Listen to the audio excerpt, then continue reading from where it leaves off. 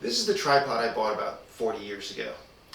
It is aluminum, it is heavy, it is clunky, it is not particularly quick to set up or break down.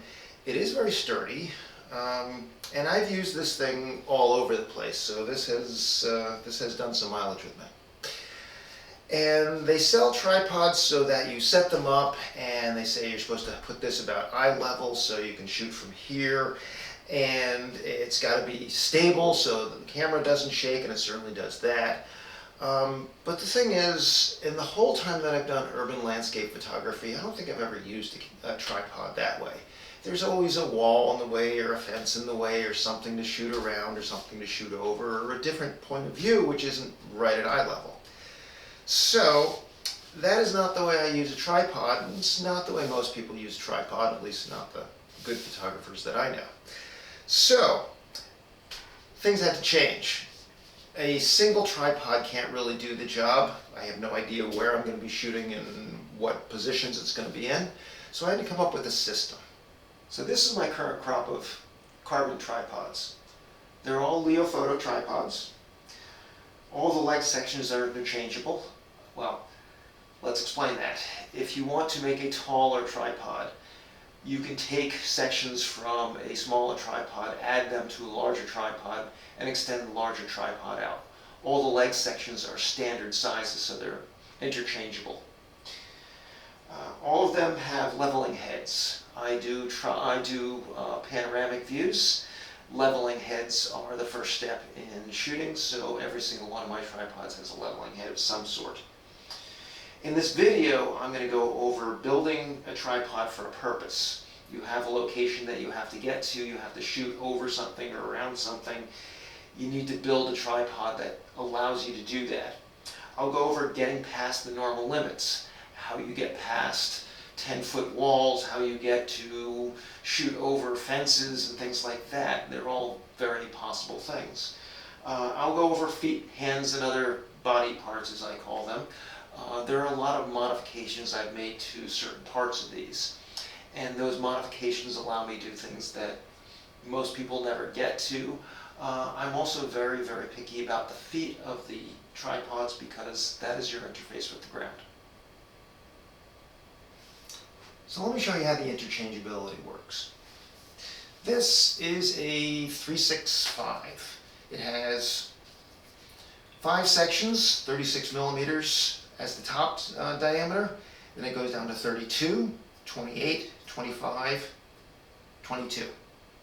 Okay, so these are all standards. They use the same sizes. They don't use the larger sizes on smaller ones, obviously. But this is a 2.8 series, so it is 2.8, 2.5, 2.2, 19.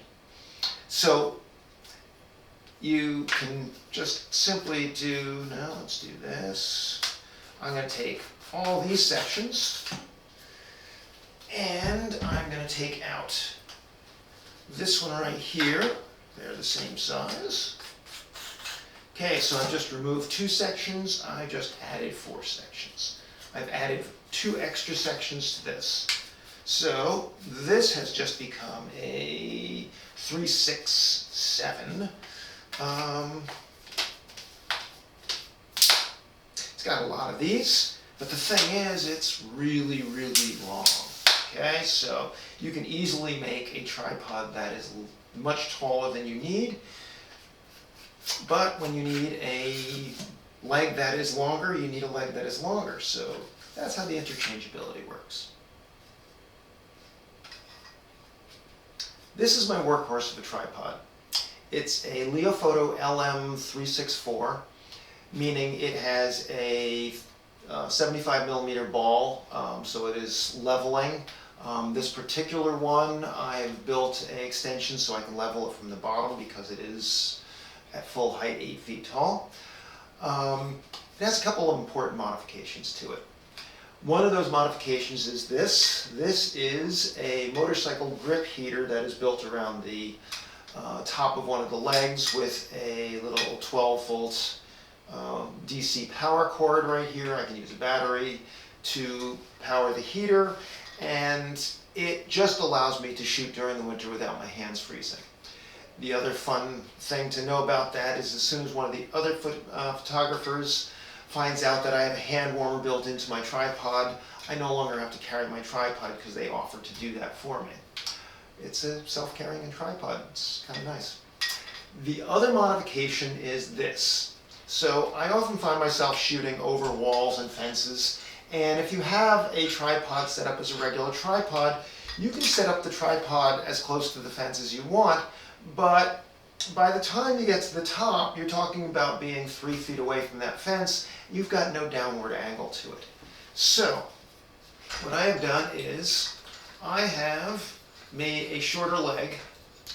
So this leg is an extremely short leg. I can do this or that, and then I can take the end of this, really I can. So I've used a 3/8 thread on the end of this, and that does two things. First, it allows me to put whatever type of foot I'm using on this. So this can now sit on the top of the wall or whatever, and that can sit on the top of the wall, and I now have down angle. I have stability because it's on top of something that's already there.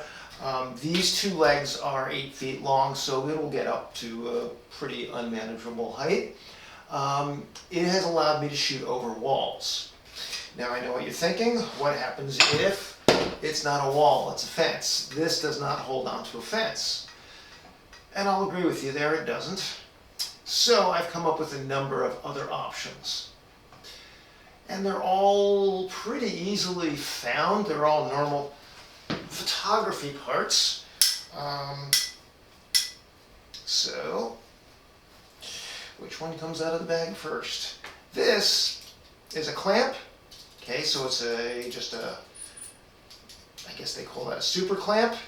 It is on a mini ball head with a 3/8 inch mini 3/8 inch thread on the thing. So all I need to do is this, okay, and I'll turn it this way so you can see I now have a ball head that articulates, and it'll get me anywhere I need to go. I can attach to things that are down here, things that are up here. So this allows me to clamp this solidly to whatever I'm attaching myself to. These two reach the ground. It allows me to shoot over things. It's a wonderful system. I also have a round one which allows me to clamp onto the top of fences. And in case I run into something larger, I have much larger than that. This has allowed me to shoot on bridges that have a steel rail that's 4 or 5 inches in diameter going over the top. So this tripod allows me to get the thing very high, get around things. It allows me to level, so I have an extension downward. So even if this is 8 feet tall and this is well above my head, I can still find level on this because my controls are at the bottom. All of these things are pretty standard. This is a standard 75mm ball mount. The only thing I did was I added a piece of monopod to that. This I actually had to make in the machine shop because they don't sell this, and as many times as I've tried Leofoto to make something like that, they refused, so I made my own. My answer to how I use this as a normal tripod when I'm not using this is actually quite simple. It is a 3/6 series monopod, which threads in the exact same way that the other piece threads in. So it just threads in as a 3/8.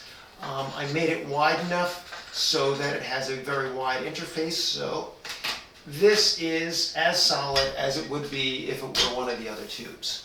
In other words, this thing does not run into limitations that most tripods do. My one pet peeve are things that can't work or don't work that people just kind of gloss over, they ignore.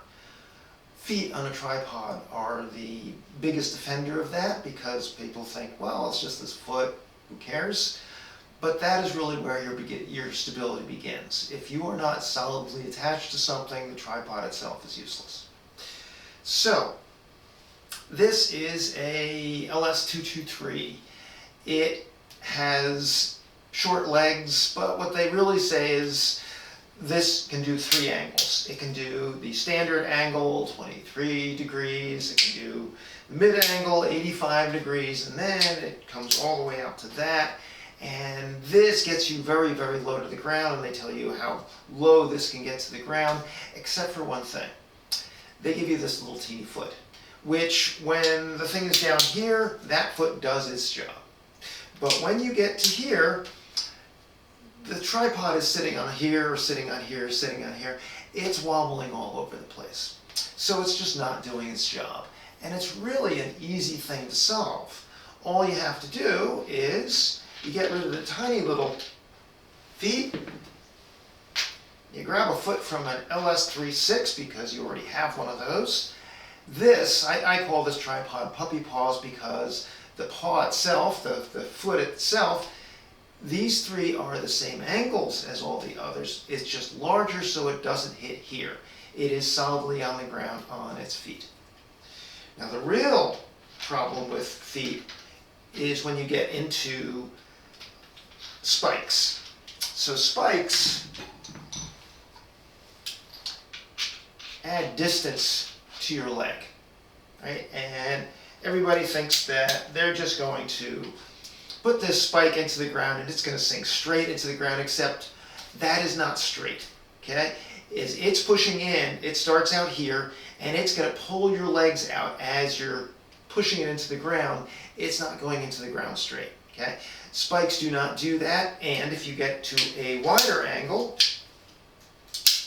okay, that is damn near useless, and this doesn't go anywhere, it doesn't even touch the ground. So, what you need is a spike that doesn't follow the same angle as the tripod, and that's not that hard to come up with.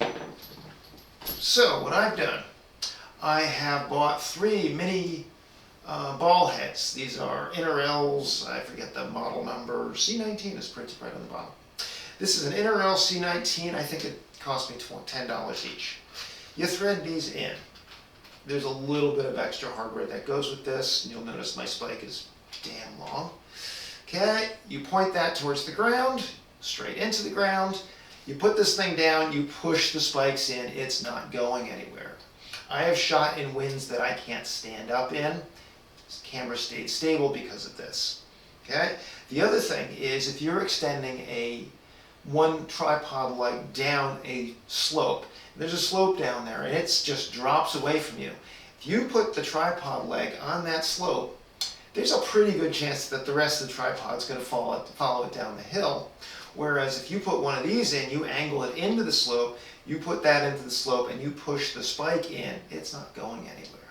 So there's a lot of things with tripod legs that you really kind of have to sweat the details with that most companies don't.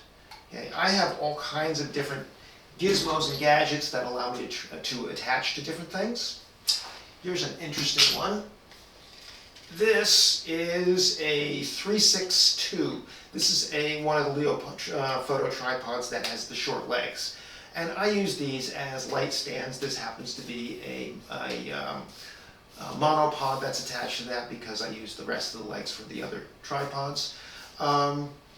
So this has their 85 millimeter articulating head rubber feet, but I put felt liners on these. I've actually gotten requested on photo shoots because I'm the guy that shows up with the felt liners on the feet. It's amazing how clients like it when you take care of their stuff. So, sweat the details on the tripod, sweat the details on the stability of everything, sweat the details on the feet. I'm not going to go into heads on this video because that's too large a subject. And when I get into my pano head, there's a lot as far as the optics and corrections for things. So I'm going to end this video here.